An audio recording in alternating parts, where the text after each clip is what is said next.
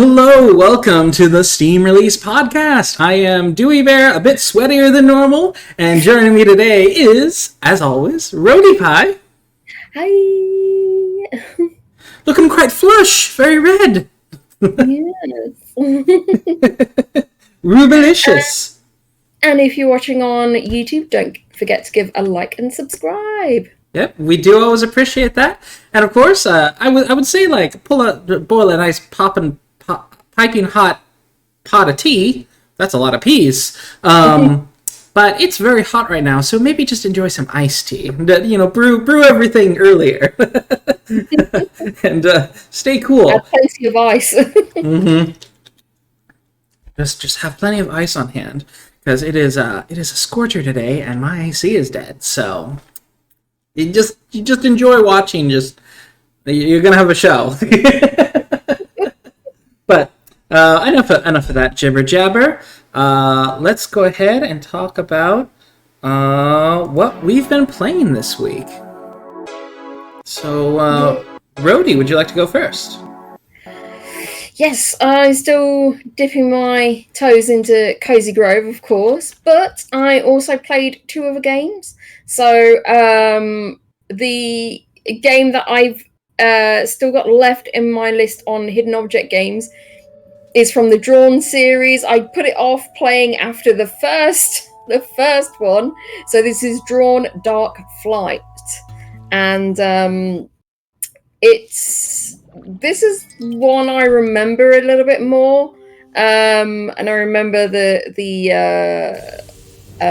puzzles that I struggled to do. Mm-hmm. So you change the panel. Oh crap! I didn't change the scene. There we go. Whee. Yeah. The story is really nice. But some of the puzzles are a bit like you're even if you know what they need you to do, and it's just really annoying to actually do it. I remember one, it was like you're waiting for these symbols to drop down, and you try and you collect the symbols that you need, but they also fly on the other side of the page, and you have these crows blocking it, so you have to take out the crows. But if you get the wrong symbols and they get past the crows, they knock out the symbols that you've already got. So it's just a really frustrating puzzle. So yeah, it's stuff like that, and you have to do a lot of backtracking, and there's no fast track map or anything. So yes, that's very, very annoying. But It is a delightfully looking game, and apparently there was a fourth iteration they were going to do, but they never got round to it, or they cancelled the series, which is a shame, because it is such a nice story. But there is a third one in the series that I'll get to eventually when I'm not so frustrated with it. But yes, I can then say I've completed it. The other game that I played was Miss Fisher and the Deathly Maze. So it's so if you're familiar with Franny Fisher's murder mystery Lady Detective series, this is for you. But I have a feeling it's only for the people that are fans of this game. Fans of the TV show or the book, because which I am. I love the TV series. Absolutely love the TV series. And then when I saw that there's this game for it as well, I was like, oh yeah, man, I'm definitely getting this. And I played it, and I enjoy this story, and I enjoy that it's a detective thing going on, but you play it and you don't actually feel like you're a detective. You don't feel particularly clever or anything. The only thing that you kind of are doing that might be a bit detective is when you're doing deductions, but they're quite easy pretty much. Really, what you're doing is just look. You've got a little spyglass, and you're going around the scene, and you can examine things, and but that's about it. It's not like a point and click where you've got to rub things together to see if they work at unlocking doors or anything like that. It is pretty much like a visual novel, and it's quite visual novel light as well, but it's still enjoyable. And there's also a thing in the game where you can find parts of outfits to make a full outfit. There's so you're finding outfits for her. So it's a paper doll simulator too. Yeah, and it's like, which I love that for her, because in the TV show she has all these fantastic outfits. So there are 2 episodes. There was going to be a 3rd one, but that got cancelled because they said, there just wasn't enough interest. And it's like, because you made it so narrowly for only the people that enjoyed probably the TV show, because it's using the same actor models that are in the TV show, pretty much the likenesses.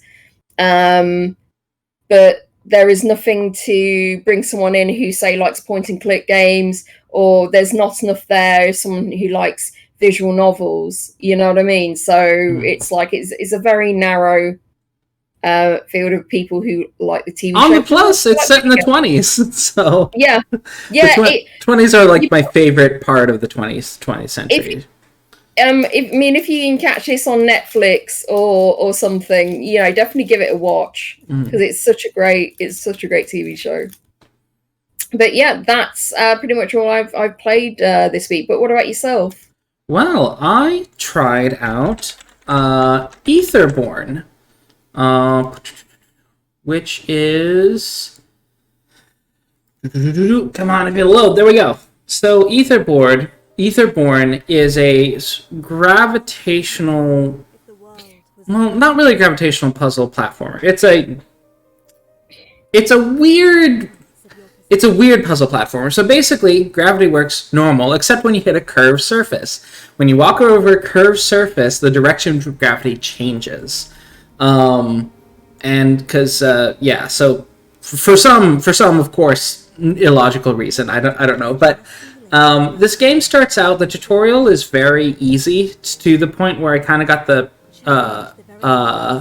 perspective that this is going to be a really easy kind of like Gris, where it's not a particularly difficult platformer. Boy, was I wrong. It very quickly becomes quite difficult. Not in, say, precision platform or anything, but just like solving the puzzle. Like, I'm on this surface, and I have to figure out, so how do I get to there? How do I get the gravity to be going this way, so that I can go over there? To get the orb, which is the key to unlock this other thing. And I have to say, I'm currently stumped on the level I'm at. I think I'm on the 3rd level. I'm not even very far. So, not even very far, and I'm feeling pretty stumped. Aesthetically, I quite like it. It's one of those low poly games, but they do quite a bit with it. And there is a narrative, like there's a narrator. It's so very esoteric and bizarre that I don't understand the story yet. Maybe I'll understand it further in, but it is very esoteric.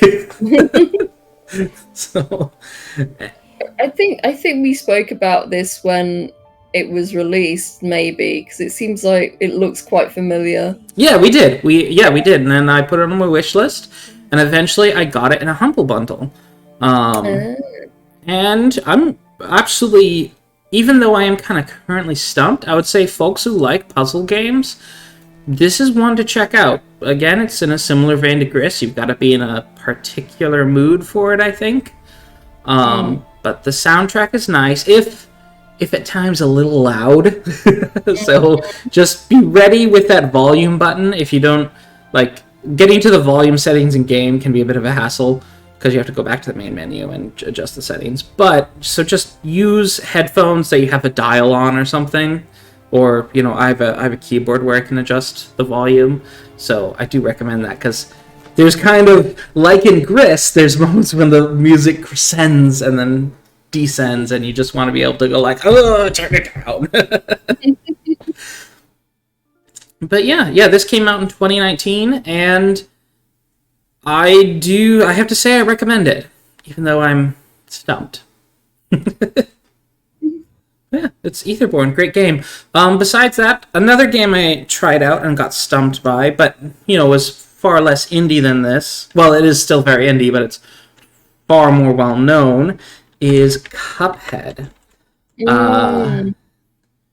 If any game is gonna make you feel like an old man, it's Cuphead, because I'm just like, I do not have the reaction times I used to. I've beaten like 2 bosses and one of the rush levels, and I really don't think I'm going to actually get farther in this game, honestly. I don't know, you can kind of sit down, just struggle with it for a few hours, especially at my skill level. You can just kind of struggle with it for a few hours and eventually get past a level, I'm sure. That's what I did with the levels I've gotten past so far. But it takes a long time for me. So I figure I'll just have it in my library, and just, when I feel like having a challenge, I'll try to play it. It's kind of in a similar situation as Dojoran, that kind of frog platformer we played. So Cuphead, like Dojoran, I absolutely recommend for people looking for a challenging platformer. It's great.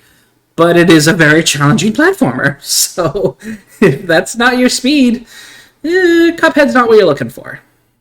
So, but yeah, it absolutely lives to the hype, and I love the music. I've been listening to the soundtrack, and it's just, again, it's 1920s kind of that jazz era, and I just love it. So, yeah, pretty much sponsored by Humble Bundle. Yeah, Godless Week. Yeah, this is how I get these games, is basically the Humble Monthly.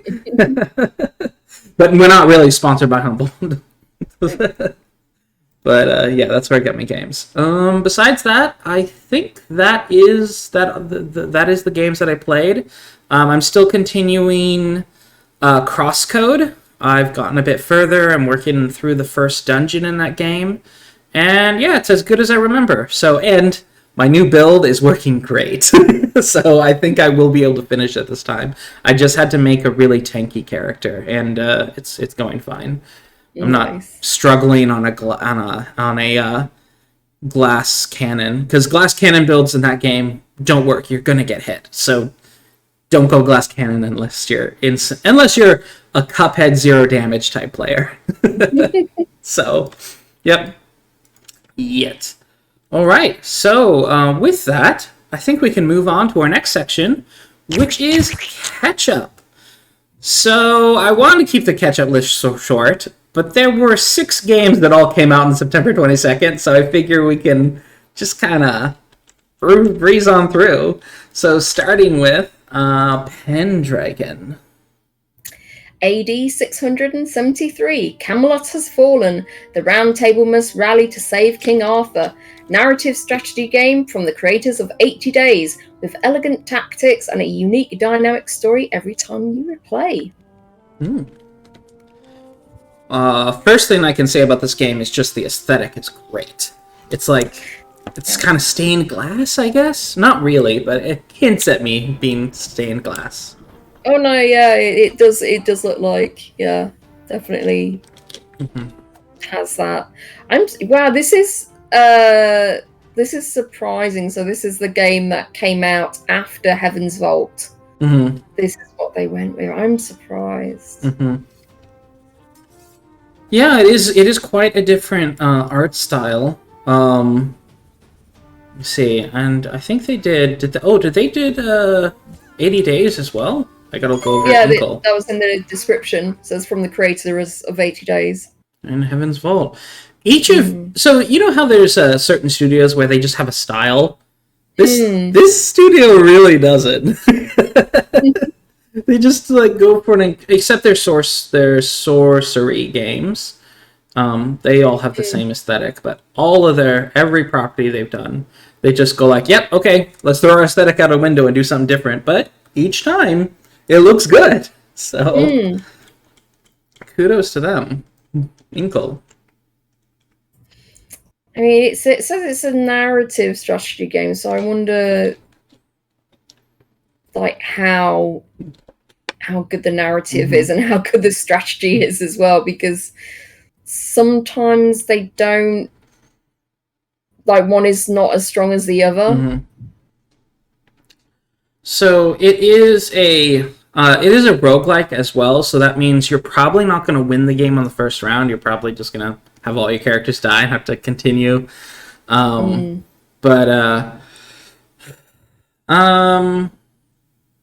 there are some people complaining about the balance. There seems to that there's issues with some of the balance that I'm seeing. Yeah, folks are complaining about some of that. Yeah, very wonky, uninteresting combat, generic music, good art direction for the visuals, but very bare bones animation. So yeah, so someone says here, it says, frustrating, half narrative game, half tactical combat, and neither half works very well separately or together.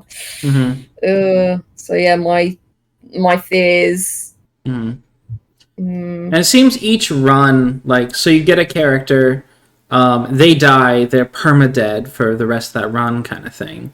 So, and one of the weaknesses they're saying is that the ending is pretty much the same if you succeed.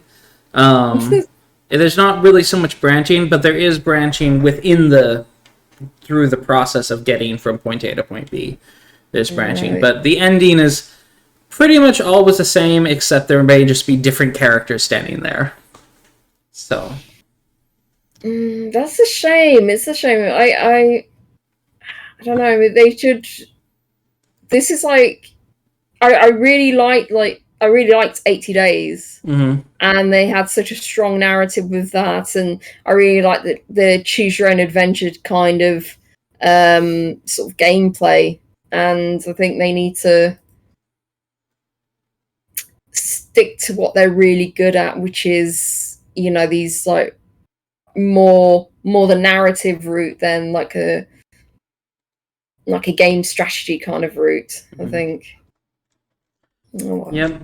That it is standing at mixed with 69% positive reviews.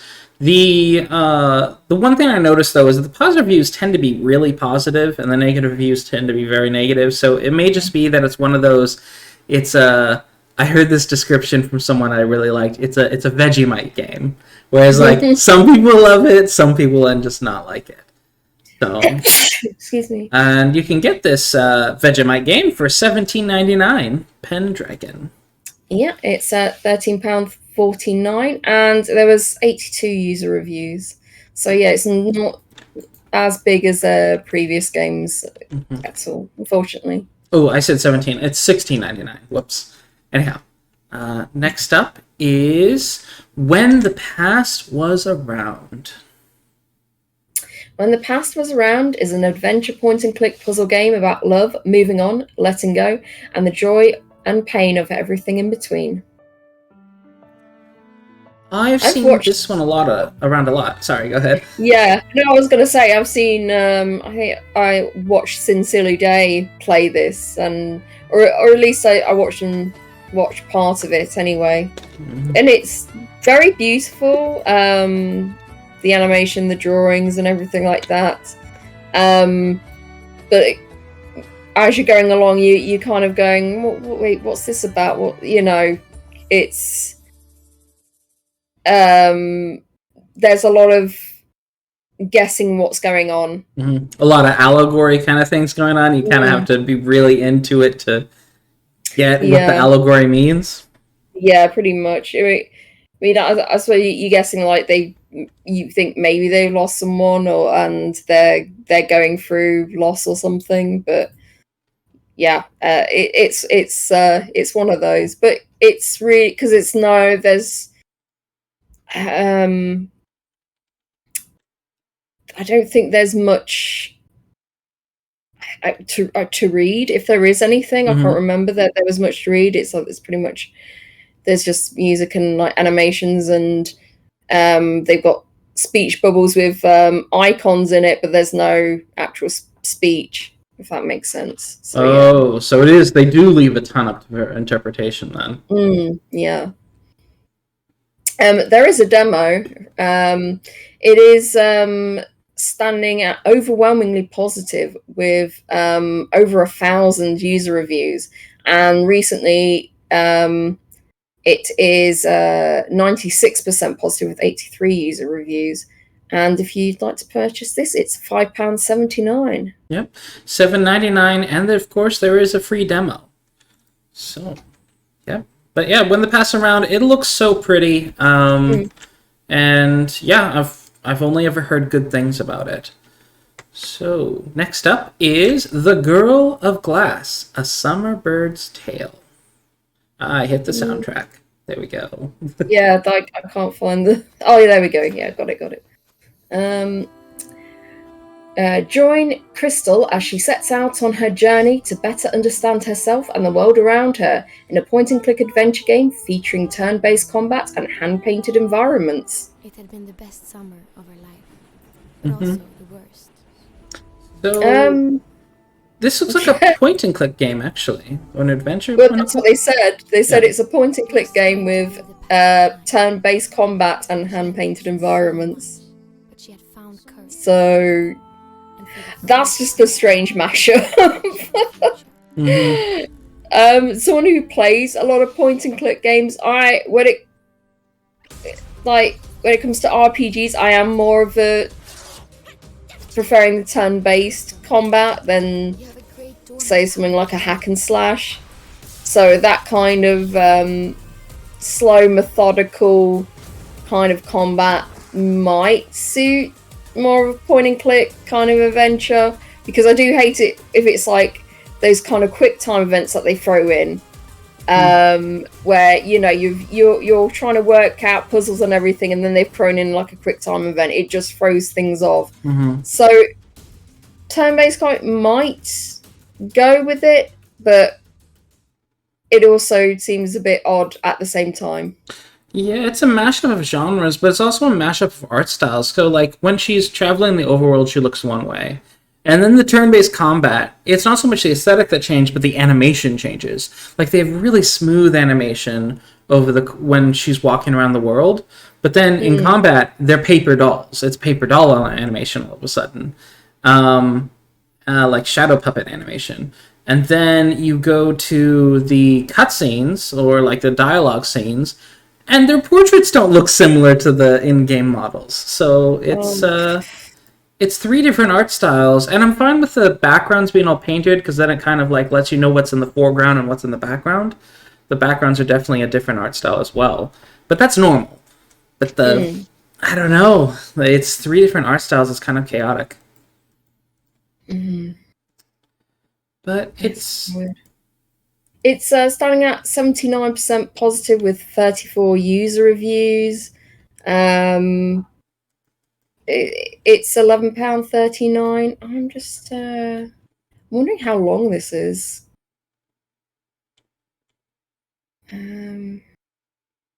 Seeing anything from like 8 hours to 15 hours. Which is okay for a shorter turn-based combat game, but and it's kind of about the same length as a point-and-click game. It's weird that it has both. Yeah, I am curious about this. I would love. I want to watch someone play it to see how it is. You know what I mean? Before I commit to it, I'd say this one definitely would be better off with like a free demo or something. Because not a usual mashup of genres. Alrighty, but yeah, you can play The Girl of Glass yourself for $14.99 USD. All right, next up is Shark Castle. An atmospheric adventure featuring a sentient shark. Your castle is overrun with pollution, endangering you and your friends. Navigate toxic pipes, avoid robot minions, and save your home. Well, besides the use of like what looks like Comic Sans in the trailer, the actual gameplay looks okay. The animation's a bit stiff at spots, and it's very indie looking. But the sort of puzzle premise could be quite fun, I think. Yeah, it looks a bit crunchy here and there, and that kind of glow on some of the stuff that you're not interacting with also looks a bit weird. It's also sometimes in some of the scenes it looks like they've thrown a lot of like stuff in the background or whatever. Oh, it doesn't look great to me. No, it does. It definitely has some real crunchy look to it in spots. But overall, I don't know. It seems it's oddly charming to me for some reason. I think this is like maybe I'd have it maybe on itch.io or something, or it's a mobile game. I mean, I'm not saying that Steam is like got a ton of like all just quality games, but yeah, this is like looks like someone's first game maybe or something. Yeah, it's by Sublunary Studio, Sublunary, and yeah, it is their first game on Steam. So it's £5.19 if you want to give it a go. There's only one user review, unfortunately. Yep, and they didn't like it. Oh, they didn't like it? Oh no. No. Yep. Okie doke. Now, next up, we have Mina and Michi. A 2D top-down puzzle adventure game about friendship featuring 2 players local co-op. Yep. So you can actually control both characters with one controller as well. I believe you kind of like... I don't think you do control them with like 2 different cursors. I think it's kind of like... Well, maybe you do. You might use twin stick to control them. But yeah, it is designed for couch co-op. It's just they kind of allow you to play it alone, which is a good compromise if you're not going to have online co-op available. I really like the way this looks. It's very nice. I like some of the pastels and everything. But yeah, I agree with Godless Weave. It's like it's sad that it's not online playable. Yep, but it is really cheerful. It's got a nice soundtrack, a nice cheerful soundtrack, and it's developed by lightUP, Juliano Ferreira. We've spoken about a few of their games. Yeah, and it has the kind of the same art style as he has, unlike our previous talk, like Inkle Studio that we talked about earlier, this developer, he's got a style and he sticks to it. But you can see it gradually like look more and more polished. He's definitely developing his art. This is £4.99. I'm just seeing. Not bad. There's 3 difficult levels to suit your playstyle. Single player and local co-op modes, 6 different relics with helpful abilities, many different items to collect, and alternative paths. It doesn't say how many levels. It just was 3. Is it 3 difficulty levels to suit your playstyle? That's what I meant. There's it's probably only about 2 hours long, and folks are describing it. It's very much designed for kids. This is probably not going to be particularly challenging for an adult to play and win. But yeah, it's about 2 hours long. But $4.99 is not that bad of a price. No. But yeah, that is Mina and Michi. So next up is our final catch-up game, and that is Dungeons and Bombs, which for some reason, because there's an ampersand. Note to developers, if your title has an ampersand in it, it doesn't show up in search results as in the drop down. So, but yeah, Dungeons and Bombs. Challenging puzzle game where you need to save your king or princess. I'm not quite sure, and not to blast yourself up. So this has kind of like Tomb of the or Curse of the Necrodancer vibes going for it. I don't know if it's like, let me see, does everyone move when you move, or is it on rhythm? Let me see.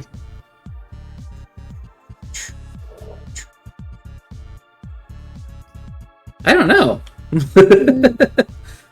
Oh, I'm trying to find it.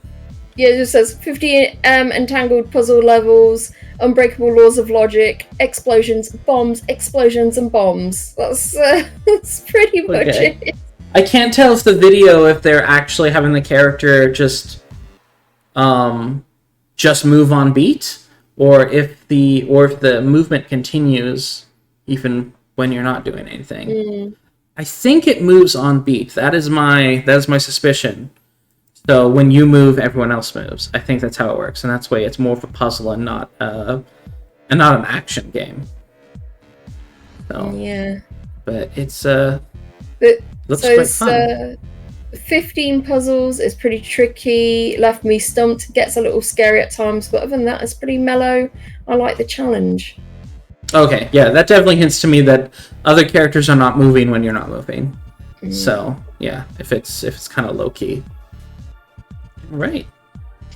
Yeah, it's only 79p, and there's only 8 user reviews currently.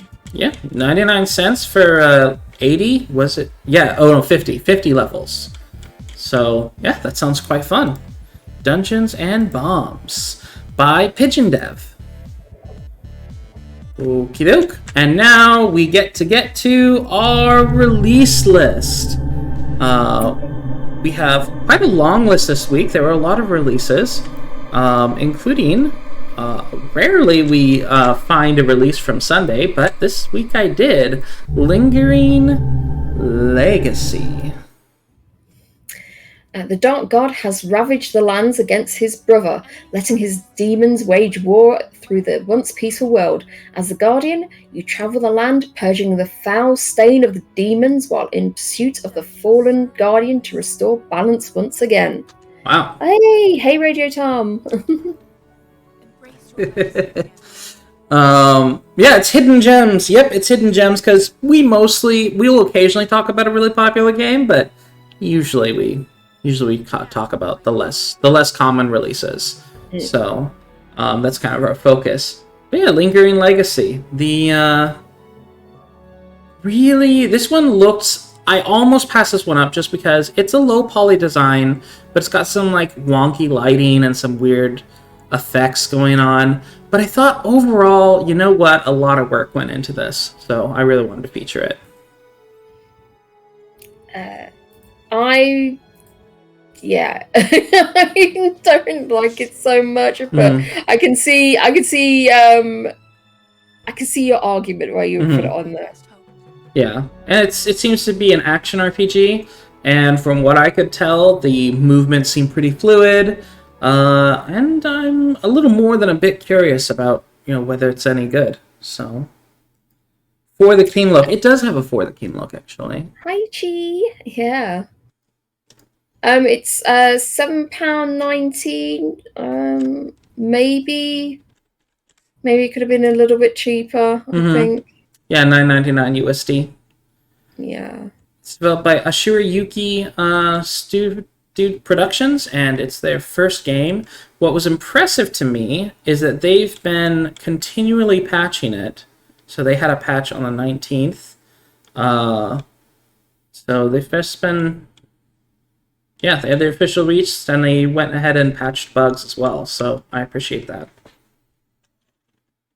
So, that is Lingering Legacy.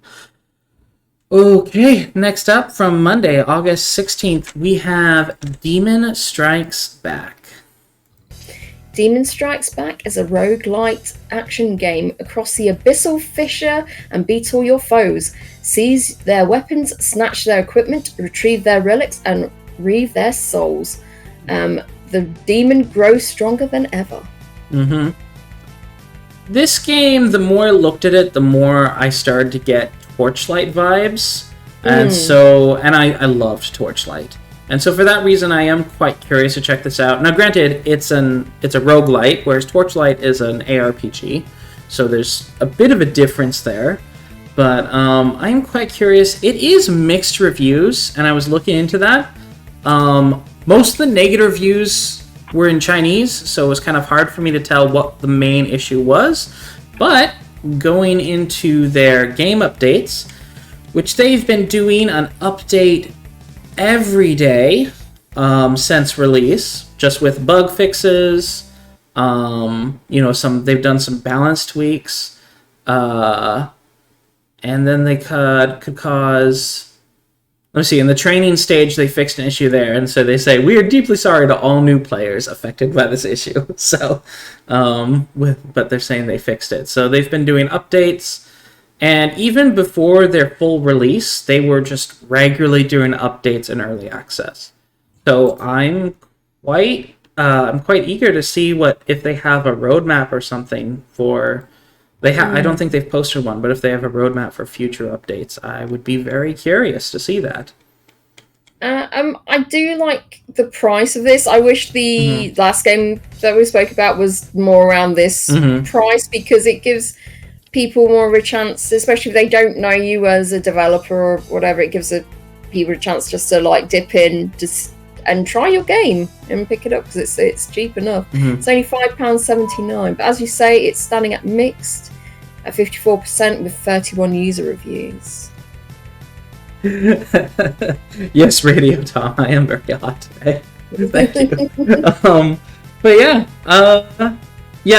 that's another thing I'm happy with. They're on top of the bugs, so I have to appreciate the hustle there.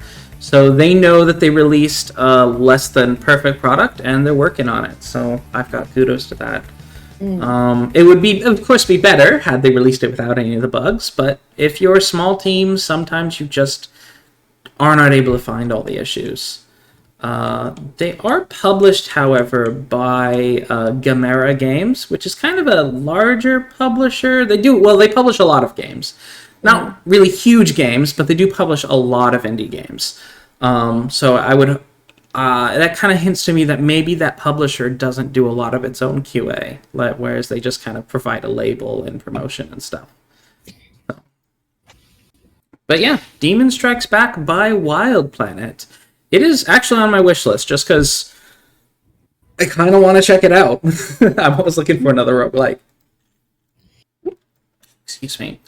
Okay, so next up from Monday, August 16th is Road 96. Hitchhike your way to freedom in this crazy procedurally generated road trip. No one's road is the same. This seems quite interesting to me. Just like hitchhiking and everyone's journey's going to be different. Yeah, so that is probably my main gripe with this, having looked into it, is that folks who played it through the first time was like, oh, this was fantastic. And then there's people who end up giving it a negative review after they really enjoyed the first time through. They go through making entirely different choices, and the storyline's still just about the same. Oh, that sucks. Because it's saying it's different, but that's false advertising, really. Yeah, it really is. So I think that's kind of unfortunate that it did it that way. And it's like, look, if that's how you end up releasing, then maybe just alter your marketing a bit.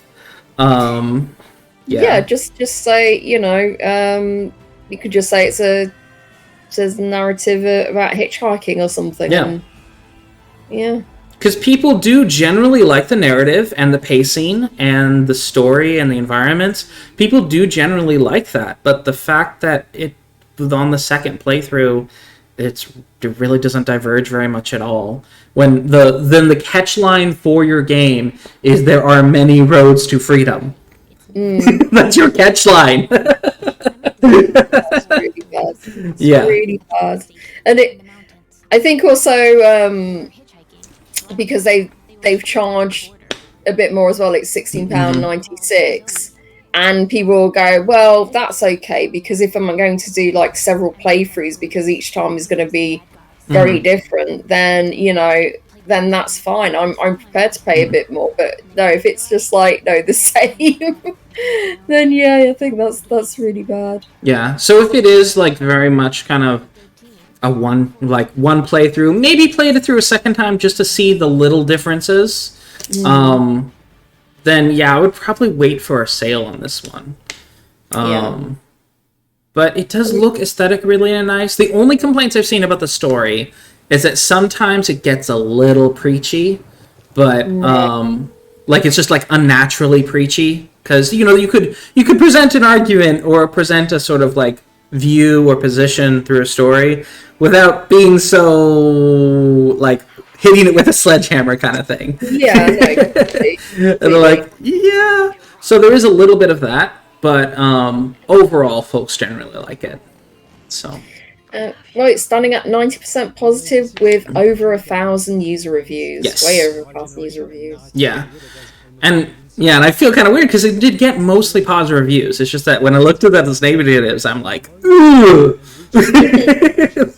that's not good. So, but yeah, that is Road 96. So, by Digixart. Digixart. I think that's how it's pronounced. And it's their first game.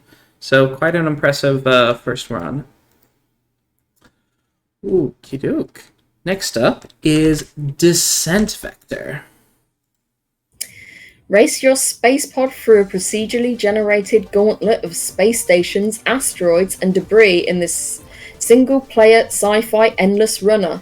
Test your limits, experience wild crashes, improve your distance, visit unique solar systems, and unlock new space pods to pilot.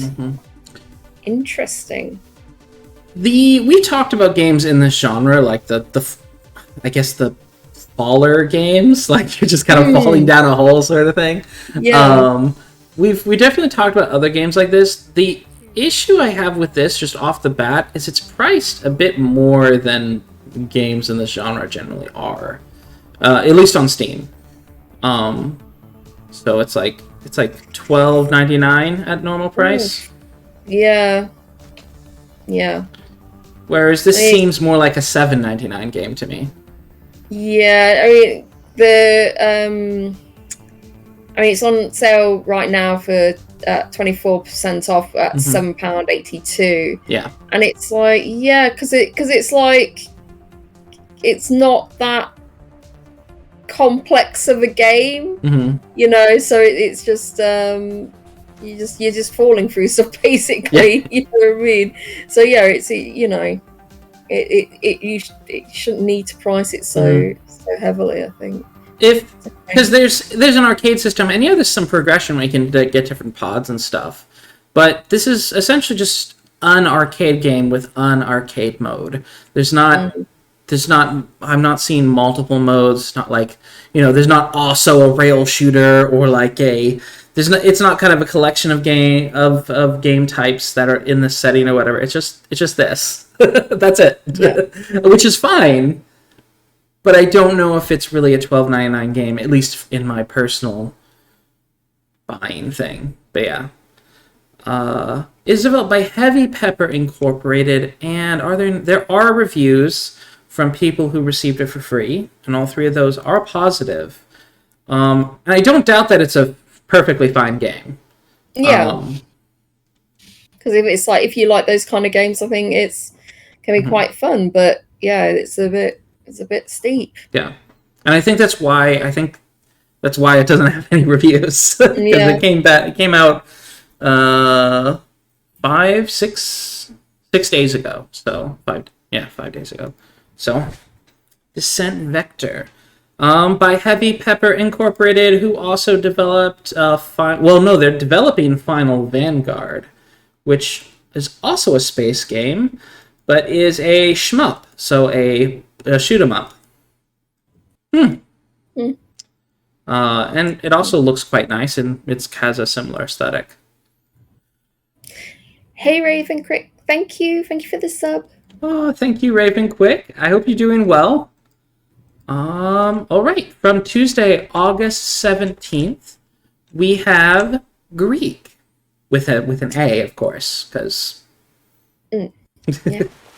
Greak Memories of Azur is a beautiful single-player puzzle platformer adventure. You will take the role of 3 siblings, Greak and Adria and Radel, to guide them through the lands of Azur. Alternate controls between them and use their unique ability to escape from the Urlag invasion. Yeah, this looks very premium. Book. This is published by Team 17, so yeah, this is definitely have a lot of polish to it. Yeah, Team 17 occasionally puts out a duker, but generally, if it's published by Team 17, you know it's going to be an indie game with quite a bit of class. And this one, just the aesthetic looks great.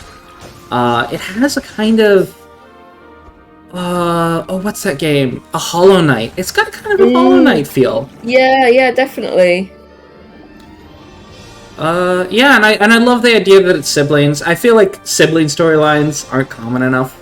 I do like this where it's just 3 siblings. It's the big brother and the 2 little siblings, and they each are mechanically unique. That's quite cool. It is so adorable. I do like the look of this. And it's currently standing at mostly positive at 77%, with 107 user reviews.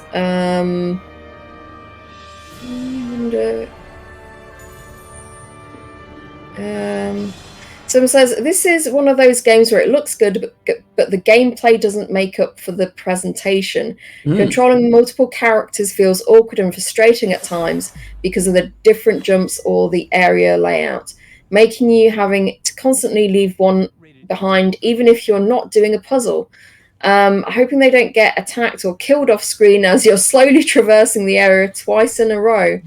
The lack of a map or being able to move the camera does not help with the navigation either. And then they've got complaints about inventory management as well. Oof, it sounds like a mess. But it is 10% off right now at $14.39. But there are some real like mechanical issues in the game. I'm not sure if they, you can really like. Yeah, and this is something I really like. This top review up here. So they have what everyone likes, is that it looks great, the musical score is fantastic, and then there's the bone of contention, where they explain some of the mechanical things where you are managing 3 characters, and so that can get somewhat frustrating. And also, despite how it looks, it's not Hollow Knight or Ori, so you shouldn't expect it to work that way. It has a very different mechanic going on. And, yeah. Yeah, so ultimately, but they're saying don't write it off, but it is worth checking out. But yeah, and I think I probably agree with it. The mechanics sound interesting, but it's kind of like, I wonder if had they gone the Trine approach, if it might not be better. But I suppose Trine might not be as immersive, because with Trine, you kind of just transform into each, like you just kind of swap them out, kind of thing. Whereas this one, you kind of want to have all 3 characters. Well, there's Brothers, where the character just follows you or can follow you, the other character, and then when there's an obstacle or something there, you activate one of the characters to go through that obstacle sort of thing. So I think there are several ways they could have done it, and they chose the worst one. Yeah, and there's the whole and since they were saying that since each of the 3 children jump in a different way, you could be controlling one kid, and that kid can jump over a gap, but the other 2 can't, because they have different mechanics. the way to fix this would be the other two to just kind of follow behind, like, you know, Tails and Sonic, whereas the main character, as long as they can jump it, they just kind of follow suit as well. And then it's not until you get to a situation where you need the other character, you swap to it. And then again, like the girl who can float or whatever, just make sure that, you know, the other characters can also float behind after her, unless it's like a puzzle where you need multiple characters at different locations, which is also fine. There are multiple ways that they could have done this. It's a good idea, and I don't think, like, fixing this, I don't think it would be unpatchable either. So, yeah, I do hope they take the criticism and kind of work on that. Yeah, so probably put off from getting this one and wait to see if they've addressed any of the issues before you pick it up. Mm-hmm. Oh, it's cute. So it's going on my wish list. It's charmed me. And yeah, it's by Naveganie Entertainment. And it just takes me to Team 17 Digital. But, yep. So, let me see. Our next one is Sunshine Heavy Industries. Welcome to Sunshine Heavy Industries.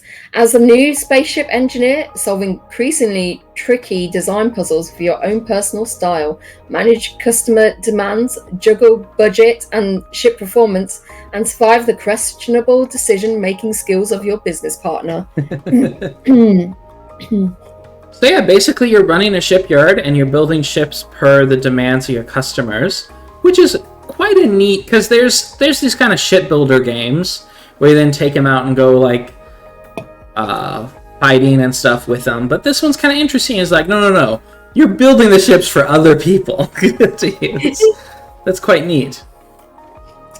This kind of interests me, because it's like I do like some building games and stuff, but I'm not sure that I'd be any good at it, because I'm really bad at design, so I don't know if I'd be able to do this. But it does give you like a list of things that you need to put on in it and everything. But yeah, be interested. It's probably very interesting to see what the community have come up with, what kind of ships they've come up with. Well, if it's done right, it would kind of be like, okay, it all has all these demands, and then however symmetrical or pretty the ship is kind of depends on how good you are at putting the spots in a nice arrangement kind of thing. And so I could see it being a really good OCD game where it's like, oh, I have created symmetry. So I could see it being that case. It looks like, let me see, it looks like there's also budgetary limits as well. So, like, in order to make a profit, you have to only use this much materials kind of thing. So that it adds a sort of puzzle element to it. That's interesting. It says assemble spaceships from 100 plus different parts. Learn to use dozens of unique subsystems to build increasingly complex ships. Design creative solutions to open-ended problems. 50 plus story levels with more added every patch. Charming story with a cast of colourful space dweebs. Compete on the daily challenge leaderboards. Tons of replay value and post-credit content. I would kind of want... So they do have a credit, so I guess they have, like, the end of the story, and then you kind of get more story after that. Well, they said they're going to also add more stories and patches as well. So that is really cool. I like that. I like to have these characters and there's actual story, because a lot of these simulator games, they don't really do plot. But I'm glad this one has a plot that you can have, and you know, you can have these characters you can grow to love and such. That's awesome. I do like that. It's standing at I mean, this was in early access. So all reviews are standing at 100% positive, 55 user reviews, and there's 20 user reviews, and that's 100% positive as well. So, and it's 15% off at £9.68. I don't think I've ever seen a game with 55 reviews at 100%. That's a really high. That is a very high streak. So, I've got good hopes for this. It's not really in a genre I'm into, but because if it has a story and a good one at that, it's worth checking out to me. So, but yeah, it is developed by Daisyowl Games. And yeah, this is their first game. They also have, of course, you can get it with the original soundtrack. So, all right. Next up is Mortal Shell from Wednesday, August 18th.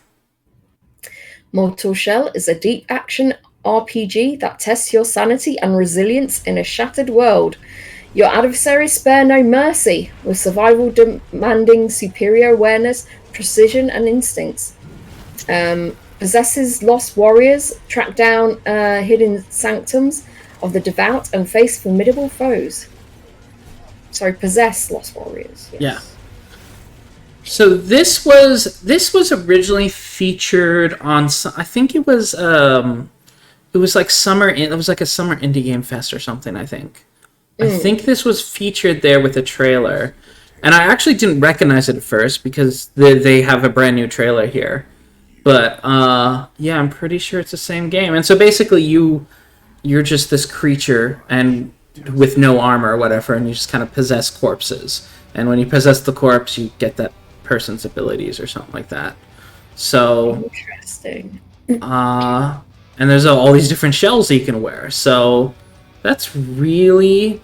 It's got a lot of great style. It looks like folks who are into Dark Souls might be really into this. I mean, I'm not a Dark Souls player, though, so I don't know if it's going to have that same kind of satisfying, like, oh, dodge, and then hit, and, you know. This one seems to have a bit more variety. There may be attack combos going on as well, so there seems to be a bit more combat variety than most Souls-likes. This is so interesting, seeing someone with a sort of like what looks like a gun kind of thing. Yeah. But it's like if you're like a person who plays one particular style, like say you do multi-handed combat and you're fast and everything, but then you've got to do a two-handed weapon and be very slow and methodical. That might be difficult for you to do if you're just going with whatever corpse is available close by. But interesting though. Let me see, how many shells are there? Because it seems each shell has its own play style, so if you don't like one, you can probably just go with another. But let me see. They don't say it down there. I think one of the screenshots might show it though. So if I think this is what I think it is, I think there's like 7. I think there's like 7 of them. So, yeah, that's pretty good. If there's 7 different, very different play styles, that's really cool. But yeah, it's standing at 70% positive with 722 user reviews. So I wonder what the criticisms are. All right, here's one. Pros, visually stunning. Yeah, it is very pretty. Few but well-made weapons, very good combat system with hardening, given a lot of freedom to create your badass movements, and great artistic direction for creatures and NPCs. Cons. Maps are barely more than corridors with an illusion of complexity. Okay, so it has that sort of corridor disease. Boring side loot apart from the weapons upgrades. Okay. Bosses are impressive to see, but too damn easy. All right.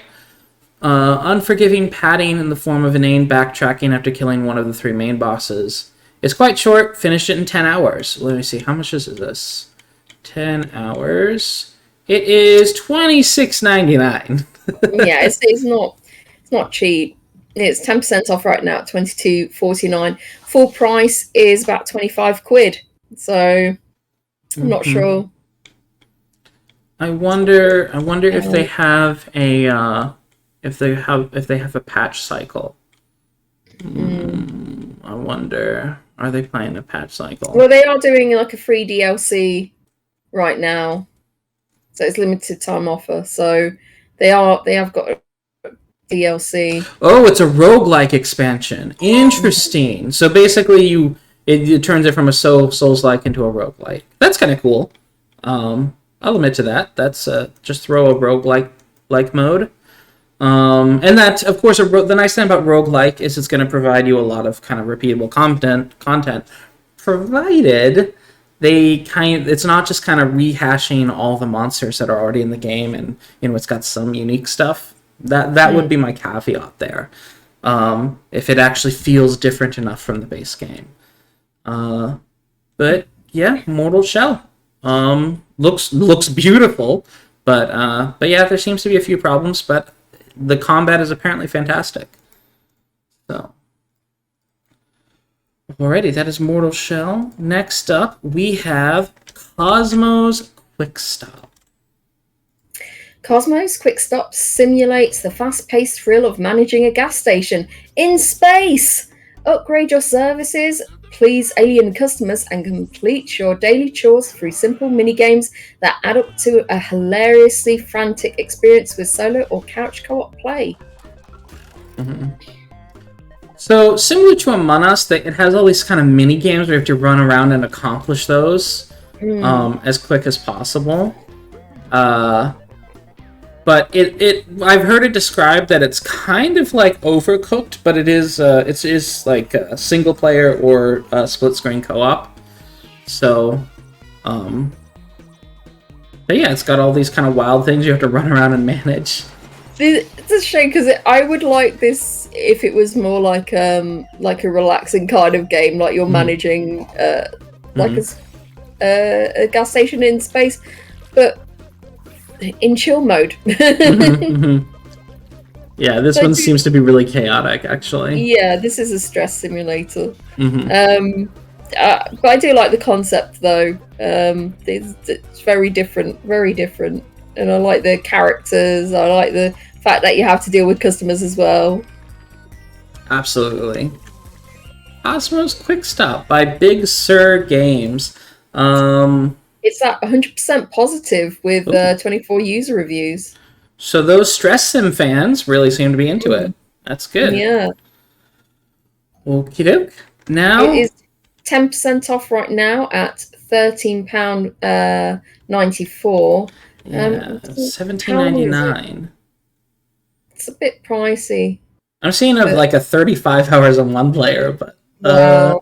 A lot of people just have like 3 hours, like 1 to 3 hours. That's I would think would usually be how long it took to play it, because it's like it's you basically playing until you're failing, you know what I mean? So you'll probably want to maybe do like a few rounds, but then that's it kind of thing. And most kind of get the 25 achievements or whatever. So yeah. So it does seem to be kind of shorter play sessions, but if it's fun enough, it could be something they end up coming back to regularly. Yeah. All right. Next up, we have Ambition, a Minuet in Power. 18th century Paris, a city of love, lies, and revolution. You are a woman of fashion trying to survive the political turmoil. Date a cast of unforgettable characters, amass the wealth and respect you deserve, engage in gossip that can alter the course of history or lead you to the guillotine. So I was looking into reviews on this one because I was really curious about the flow and such about this game, but there's kind of the main storyline, which there's clearly a more of a canon character that the game kind of points you to, but there are these sort of side events you can do, but there's a lot of an RNG mechanic to get certain things to pop, and so sometimes if you're like trying to mainline just one of the side stories, you may find your progression stuck. So. In this weird state, so there may be a little bit of programming shenanigans involved, but it is mostly positive at 94%, with 18 user reviews right now. So, like I'm always interested in like dating and visual novel, dating sims and visual novels, but. I don't know. There is it like I have some intrigue with this, but at the same time, I'm like, I'm not sure, not entirely sure. Yep. But I might put it on my wish list, see how it is. I would like to see. It's a shame. Oh, it does have a demo. Oh, okay. This has a demo. I will try. I'll try the demo definitely before I buy it. It's 10% off right now at £14.39. I do like the art style. It is one of those dating sims that has RPG mechanics where you have stats and you have talents and such that you have to build up, etc. So there is also going to be some. I imagine there's going to be some bit of grinding sometimes in order to get enough stats in order to accomplish this thing over here. So there is some aspect to that in the game as well. But yeah, absolutely, check out the free demo. And yeah, this is developed by Joy Manufacturing Company, published by Iceberg Interactive, and yeah. It's out now. This one's been in early access for quite a while though, so folks have been playing it. Okay, Thursday, August 19th, we have our next game, which is Mayhem Brawler. Is an urban fantasy themed beat 'em up that brings back the 90s arcade vibe to the present day. With comic book style art and kick-ass soundtracks, it offers a unique experience that you can tackle solo or as a co-op with friends, while defining the next step in the story with your choices. This looks like it was developed... I just get a feeling like it's set in Russia for some reason. there's just aspects of it that don't quite look like America. You know what? It's the side buttons. They have like the side buttons on the police uniforms. That's why I'm thinking it's a Russian game. But it's got this nice style. It's very much heavily inspired by Streets of Rage. And let me see. Comic book inspired. With the choices you make, you will shape the flow of the story and finally reach one of 3 different endings in the Mayhem Brawler universe, where each corner has a story to tell. But yeah, offline co-op mode, that supports up to 3 players. So that means they do not have online. Yeah, they don't have online co-op. Ability to alter the game flow, fully voiced acted experience with 11 different language options for subtitles. That's fantastic, fully voiced. 3 unique endings based on the player's choices, unique combat mechanics, 3 playable characters, and 30 mobs, including 12 unique bosses. Hand-drawn comic book inspired art, frame-by-frame animated characters, and a rocking soundtrack. And your admission ticket to the limitless universe of Mayhem. Seems like a very short game. I've seen like anything from an hour to like 6 hours, but I've seen a lot of people like 3 hours on the clock, usually. Yeah, it doesn't seem particularly long. I wonder. So they've got developer demo. Do they? No, they don't have a demo. Okay. Speed next fast closed beta. I don't see anything about like a development. I feel like this would be a great game to have DLC in the future, especially with it being comic book based. Yeah. Just like, here's a new chapter kind of thing. But yeah, it's it doesn't look like it's bringing too much different. Like most of the combat looked almost identical to Streets of Rage. It's just kind of got a new sheen of paint. Which nothing against that. Streets of Rage is a fun game, but yeah, but it just doesn't seem very long, and it's $20.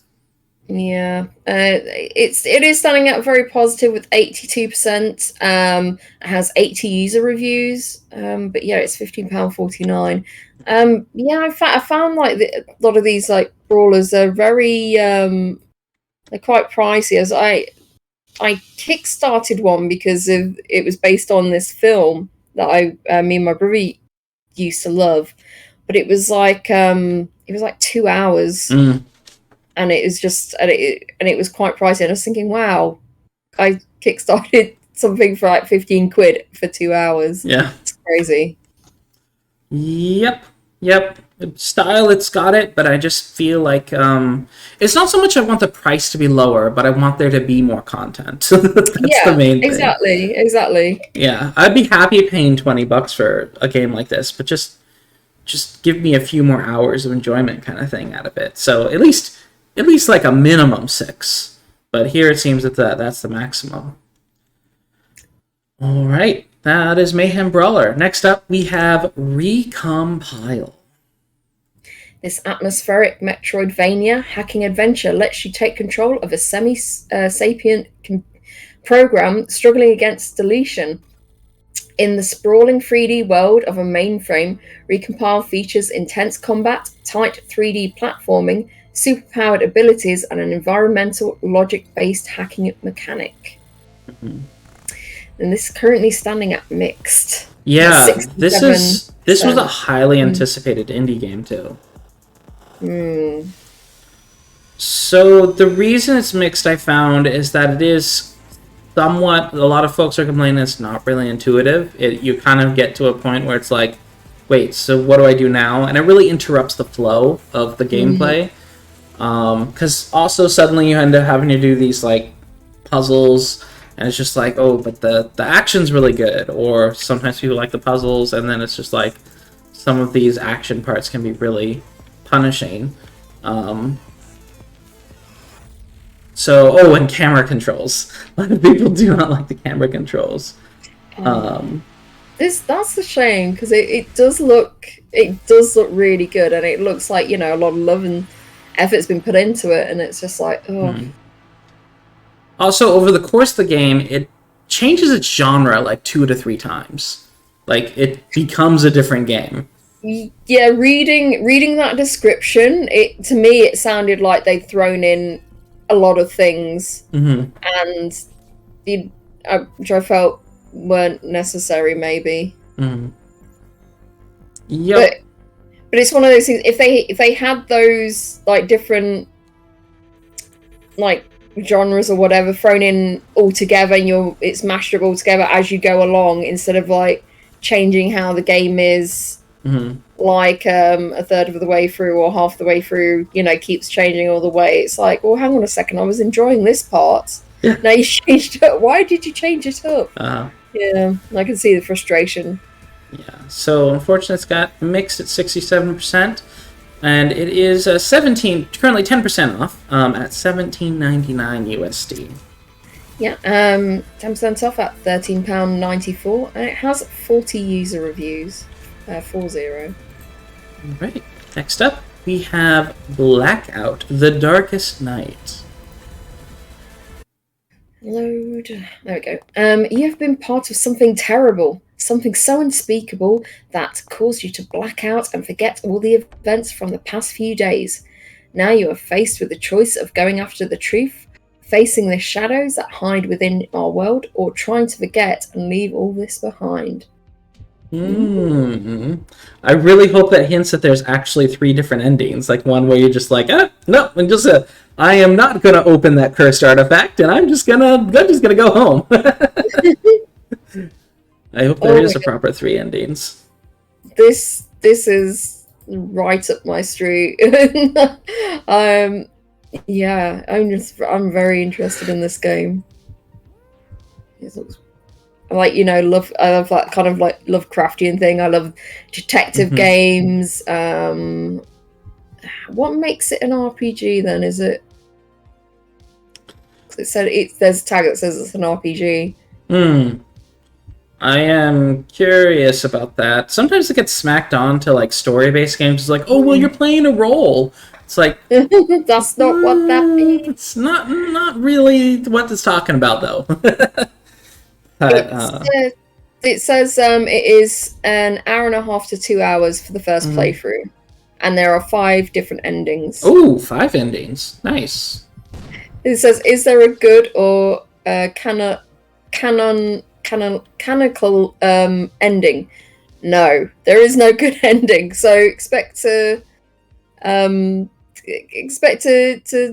feel a bit on a downer, maybe. It does say you don't die. Like, well, okay, maybe you do die, but it says, "Can I die in the game?" No, there's no game over. You will always get one of the 5 endings each time you play. So, there's 10 different locations or chapters that you visit.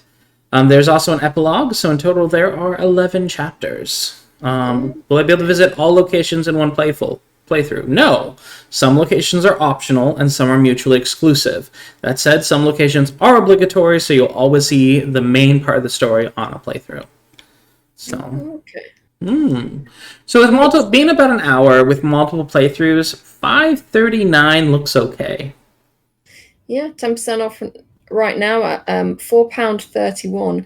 It's not bad, not bad. I might wait until it's a bit more heavily discounted, but I'm quite curious about this. This is definitely maybe a game to play for a Halloween stream. All right. Okay, next up we have PSYCRON. A fast-paced 2D handcrafted Metroidvania with strange sci-fi environments. Something is roaming the halls, watching your every move. Ooh, spooky. So, yeah, it's like this is like true 8-bit. True 8-bit, low res. It looks fun. It looks fun. Metroidvania. Very much leaning into the Metroidvania, I think. Yeah, it looks interesting, but it's also very, quite bare bones as well. Let me see. I'm curious how it's going to sort of interpret a sort of scary or foreboding feeling. It does have 100% positive reviews right now, though. Wow. Out of the 14 paid reviews. And it's 15% off at $5.94. Metroidvanias are always a problem for me because I never finish them. Except Dust and Elysium 2. Yeah. There's a free demo, so it's like, can give it a go. Right, I can just ignore that for a little bit. Sorry. But yeah. Looks interesting enough. Someone has put their times down because I was wondering how long it would be. So the first run completion, so about 97%, and they finished it in 2 hours 21 minutes. 100% completion is 2 hours and 34 minutes. So yeah, it is a short game, which isn't bad. It's 15% off at £4.41. Yeah, quite reasonably priced. All right. So our next game isn't so much a game, but it is Confessions. Write down what burdens your soul or read confessions by other people. So there's there was this app that let you admit stuff anonymously, and you could read what people had put on there, and there was some really horrific things that people had done, and I'm not sure if it's enough. I'm not sure if it's available anymore. But yeah, there was some. It was an interesting concept. But someone else compared this to another game. Kind Words. Yeah, that's it. Yeah, where you give people encouragement, or you could say what's bothering them, and people can just give you encouragement and things like that. So it could be something like that. I feel like there's a positive thought behind it, but my first thought at seeing this was someone's going to admit to a murder, like some horrendous thing, and it's what are they going to do? Are they going to have a way to track that? And the thing is, if they have a way to track it, then it's not truly anonymous. So also. The way this looks, it doesn't look very inviting. It doesn't look kind of like a relaxing thing. It's looking with a sort of, dark gothic kind of almost make you feel kind of shame kind of thing. It doesn't look what sort of horrendous thing am I going to end up reading openly? Exactly. So yeah, I'm not so sure about it, but it is 10% off right now at £1.79. So if you maybe miss that app where you could read people's deepest and darkest secrets, you can always pick this up and maybe put some of the horrific things that you've done out there into the world. Alternatively, this might accidentally turn into like people use it ironically and then like admit to doing nice things. I don't know, that'd be weird. Anyhow, but yeah, it is Confessions. It's only $2.69 USD. Next up, we have a very popular game, 12 Minutes. An interactive thriller about a man trapped in a time loop, featuring James McAvoy. Sorry, I always struggle with that name. Daisy Ridley and William Dafoe. Ooh. I'm surprised they got such high caliber actors for this. That is pretty good. All right. But yeah, it's that. I'm not entirely sure how I feel about the top-down view, but there've been people that said that. Oh no, it's quite enjoyable. It's really interesting narrative. But yeah, it's one of those ones that maybe I want to watch because it is like that kind of has that kind of film feel to it. But yeah, I'm not sure. I'm not 100% sure about it either. Yeah, I've heard. I'm trying to remember. I did know someone who had played this and they were not impressed, but I don't remember what the criticisms were. I think it's a really clever idea. And it's cool that it's fully voiced and it's probably going to be this nice dramatic thing. I am kind of curious, once you solve it, it's like, could you imagine if you solve it on like the first or second time through, and then you're just like, well, I'm done. Or maybe you have to gather information in order to actually get to the point where things become interactable. Is it like impossible to win until you have a certain number of loops? I don't know. These are all design decisions that could drastically change how the game gets received. But it is mostly positive with 77%, which is kind of any percentage in the 70s on Steam because you can just give a thumbs up or thumbs down. Which the criticisms are kind of like they're saying it's like very tedious, a bit janky. Yeah, some people have said, which is a shame. Yeah, well, it's 12 minutes over and over and over again, so it's like it's a time loop, so it's gonna be tedious. That's another thing. So I've played. What was it? I played another game that was a time that you were stuck in a time loop. But there were a lot of different like elements to it. It was I got frustrated with it. I would get frustrated with it because it was so if you didn't kind of like get what you needed to do like the first or second time around, it would just get annoying. It would just get pretty annoying. Sexy Brutale. Oh yeah, Sexy Brutale. Yep. But that was interesting. That was like really interesting and overall pretty well executed, I feel. So, but yeah, I couldn't imagine just keep doing the same 12 minutes over and over. That was one of Total Biscuit's favorite games. Was Sexy Brutale. Oh. Yeah. So I've always heard a lot of glowing things about it, but I'm like, I don't like time loops, so I don't think 12 minutes is for me. But I do like me some Daisy Ridley. So she's a fantastic actress. This is £19.49, so it is on the pricier side. It's Anna Perna Interactive, which do some really, really great games. So it's kind of given that seal of approval, I think. Yeah, because they are one of those single A, double A publishers. That's they've got a reputation, so they're gonna have a higher price.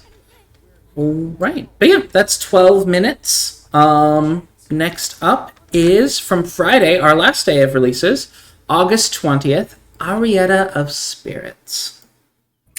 Is a story-driven action-adventure game following Arietta on her journey to unravel the mysteries of the spirit realm. Immerse yourself in a story filled with emotion and surprising turns. Mm-hmm.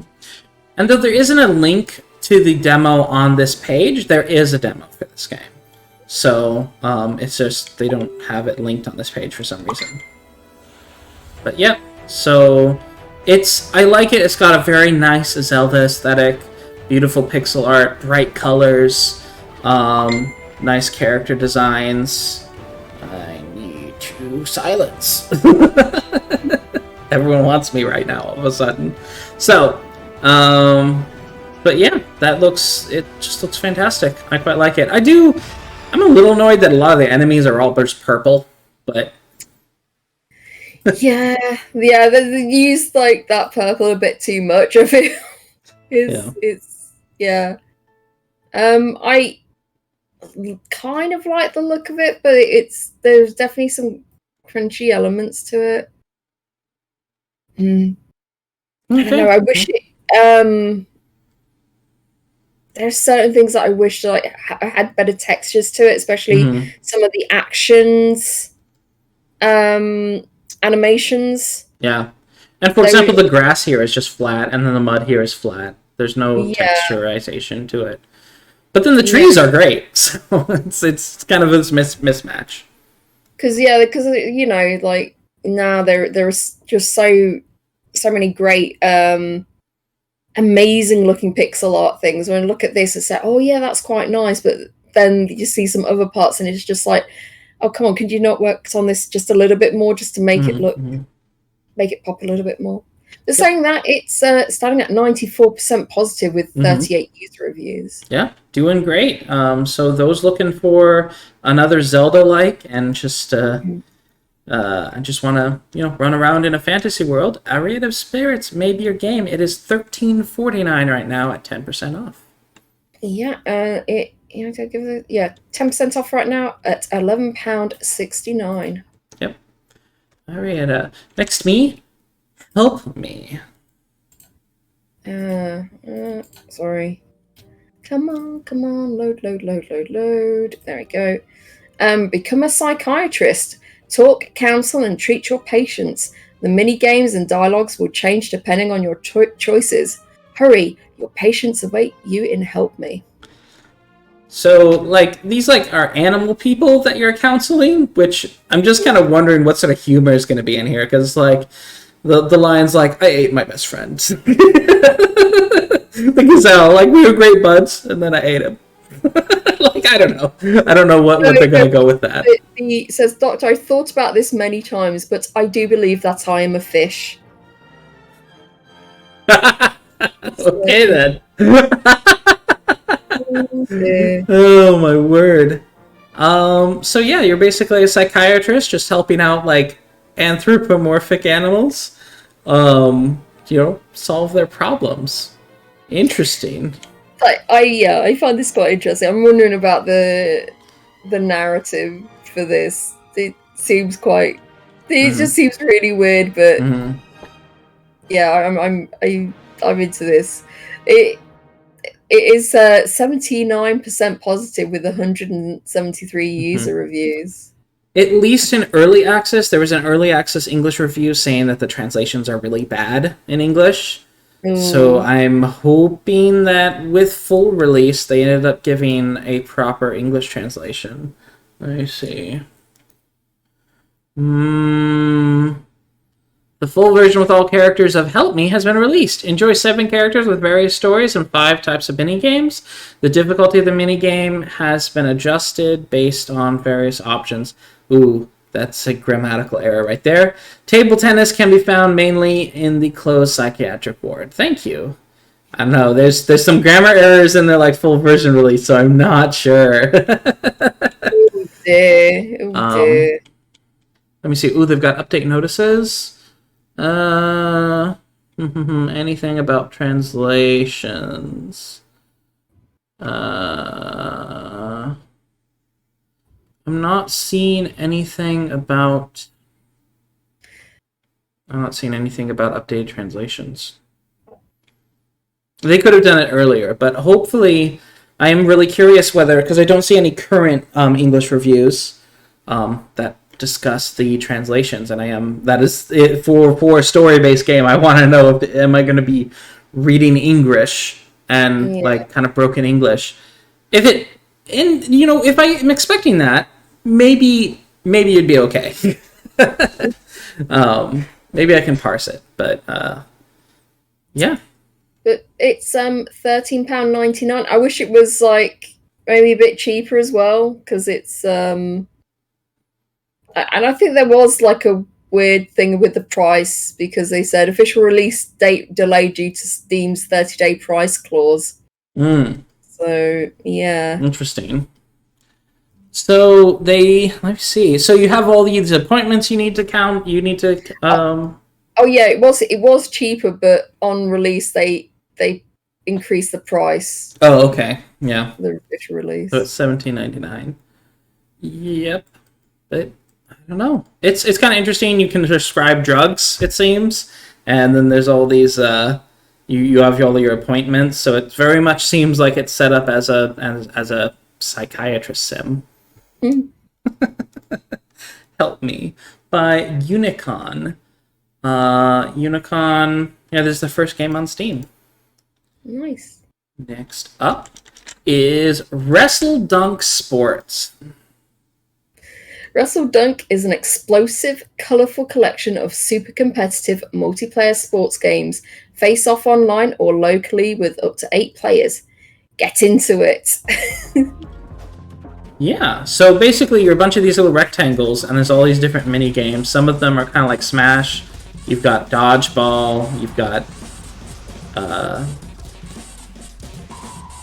let me see. Is there soccer? Yeah, and then there's fencing. So you've got all these different kind of sports games. But you're just rectangles. So clever way to save money on like character animations, I guess. Oh my god. This will drive me nuts. I'm not very good at party games, so yeah, I would just completely fail at this. And there is does have online multiplayer as well. So there's also a demo as well, free demo that you can try before you buy. Yep, free demo. So yeah, Wrestledunk Sports. It's only $11.69 USD. There's only 3 user reviews, so I haven't got a review score. But yeah, it's 10% off right now at £8.99. Yep, they are all positive. Yep, they're all positive so far. Yeah, Wrestledunk Sports by Team Fractal Alligator. Oh, their first game. Alright, our penultimate game is Shadowplay, Metropolis Foe. Lead a band of lawless rebels and take the dark streets of Star City in this fast-paced deck-building roguelike game in a cyberpunk world. Choose your next move carefully. Every decision matters. Yep. So the negative review I did see on this, I spied, because it is currently mixed. Like the newest reviews are mixed, 55%, whereas all reviews are 70%. The latest review is like, great, a Slay the Spire-like game, but with a really hectic and distracting UI. So it's just like, yes, really cluttered UI. If you want a cluttered UI in your... If you want more stuff on your screen. Yeah. Yeah. Oh my god. Which mileage may vary, but to me it all kind of depends on like how engaging is the strategy. Is there an interesting like lore going on, I guess? Yeah, that's what they, and they didn't really say anything about that, which is a shame because, it's one of the things that are great about these deck building games as well, if they have like some really interesting storyline and lore.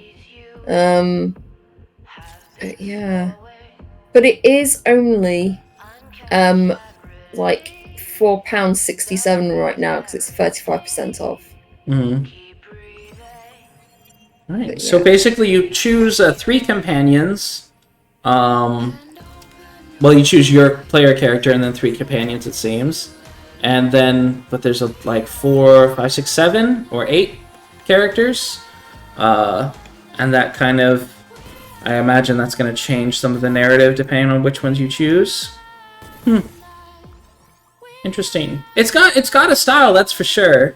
But I can definitely see how folks are looking at it as like, yeah, this is an assault to the island. There's just so much stuff going on.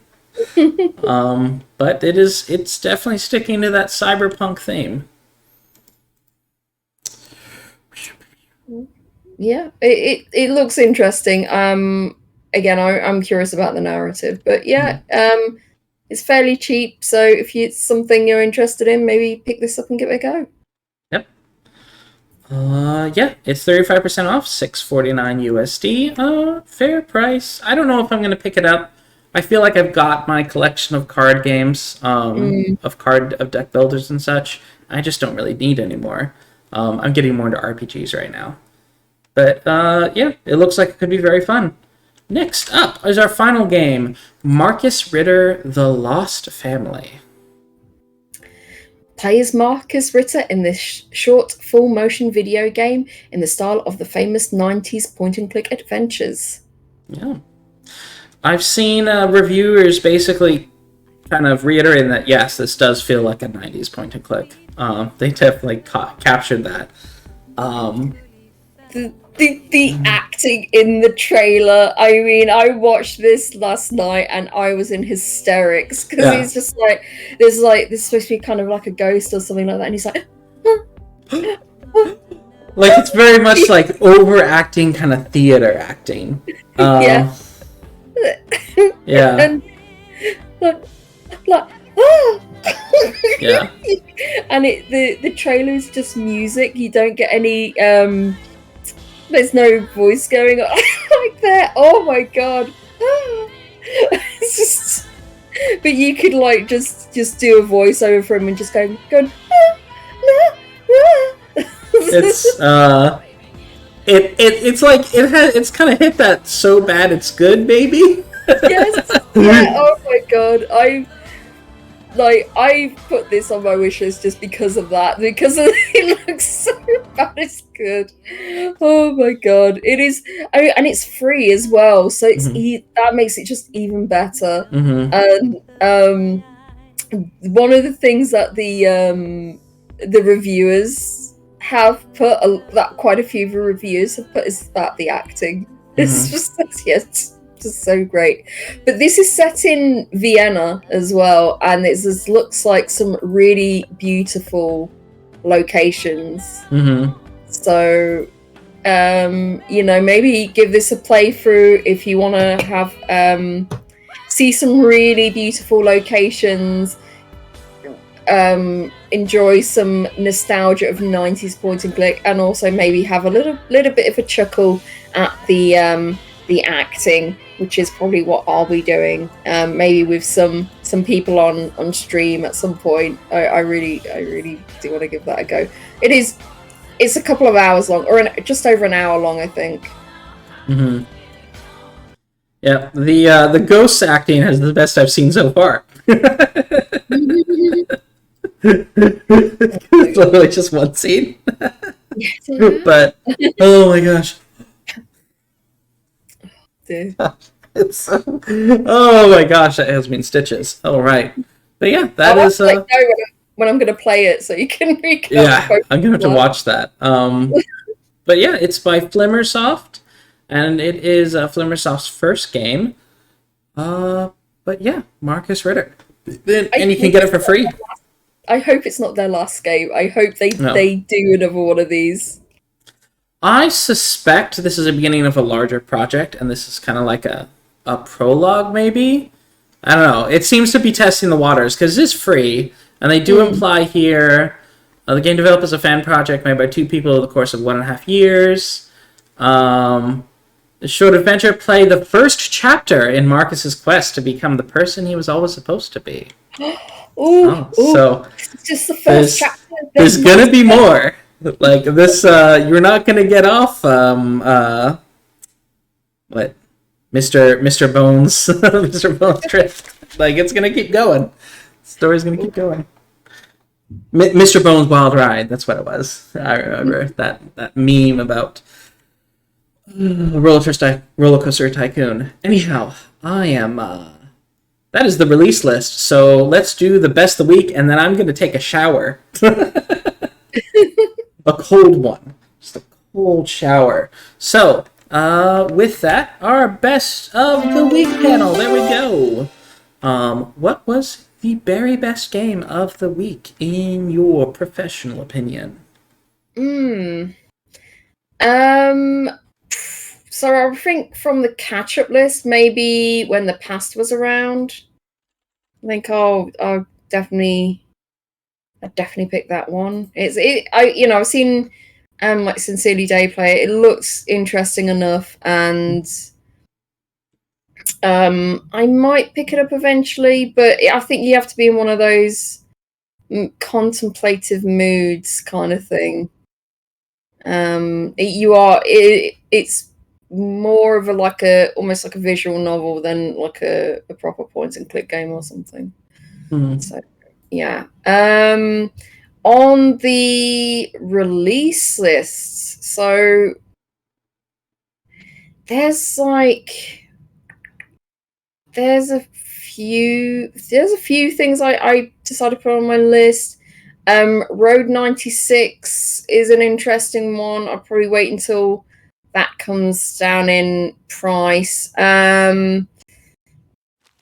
Blackout was another one. It reminds me of another game that I had that was sort of very like similar kind of art style, actually, because it was like this sort of comic book style, Lovecraftian, and choose your own adventure, except you're sort of like going down through this cave network pretty much. But yeah, it's like very interesting. And but yeah, I think, and also I put Help Me as well. Help Me, because that's just, cute animals, and you're helping them with their various psychological problems at the moment. But yeah, Markus Ritter, that one is just like, oh my god, as soon as I feel up for it, I definitely want to give that a stream. Yeah, this is stream material. Yeah, for sure. Absolutely. Alrighty. What about you? This was a really difficult week. But the interesting thing is the ones I'm going to be picking are all mixed reviews right now. Like my game of the week, so it's a weird list. But starting with Pendragon from the Catchup. Yeah, the Catchup. It's just got this nice aesthetic. It's got all this kind of like branching narrative, but then comes back to a single ending. It's just, I like these kind of tactics games, and I just want to check it out. It is pretty mixed, so I'm hoping that I'll enjoy it. I think it's mostly that in the Catchup, this is the one that is most genre interesting to me. I do assume that the Girl of Glass and When the Past Was Around are also worth checking out. But yeah, this one, Pendragon, is the one that intrigues me the most. Ooh, from the release list, it was really hard, but... Yeah, definitely this week, I think. I'm gonna have to just say two. Like, one's get my real pick, and the other ones I feel like and the other one is the one I feel like I have to bring up. But Demon Strikes Back, just because the developers are really on it, they keep patching it. It looks like Torchlight. I love Torchlight. And I would be down to trying this, honestly. It looks fun. It's got what kind of high paced, and yeah, I want to play this game. Mixed or not, reviews be damned. I'm really curious about Demon Strikes Back, so it's on my wish list. It's also pretty cheap. But the other one that I feel like I have to bring up is that 55 100% review score is Sunshine Heavy Industries. Like, how does a studio do that? Get 55 people to all say like yes. Yeah. So it looks like it could be very satisfying. So I have added this to my wish list as well. Just because I feel like the reviews, you know, I believe the hype, so I gotta check this out, especially if there's going to be continuing to be story updates. So yeah, Sunshine Heavy Industries. Yeah, that's my best of the week. Of course, chat, let us know what your best of the week was. Either like in the chat right now or comment on our videos for the folks watching on YouTube. And you know, if you want to watch either me or Dewey play through Markus Ritter, I definitely want to play through it. Definitely, you know, come watch me play it. Definitely. Yeah. At twitch.tv/RoadiePie. Or Raven Quick likes Markus Ritter, yes. Yeah. I think that's going to be really good, and in good and maybe a horrendously corny way, but I mean, that can be good. Let me say, as for me, I think we will have a podcast next week. In 2 weeks from now is Labor Day, though, and that's a week that I'm just not sure. We do have a guest scheduled for next week, so I look forward to having them on again. You all know them. Well, I'll be away in a couple of weeks, so. Okay. Yeah, we talked about this from the 4th September. Oh, okay, cool. That's Labor Day here, so awesome. So it lines up then, because the reason I wasn't sure whether I could do a show or not on that day is like my best friend here is moving, and my parents are moving, so I know I'm gonna get wrapped up in that somehow. So I figured I could take like 2 hours to drag myself away, but yeah, I'm fine with taking that week off. That's kind of good, because I don't like missing a show. Yeah.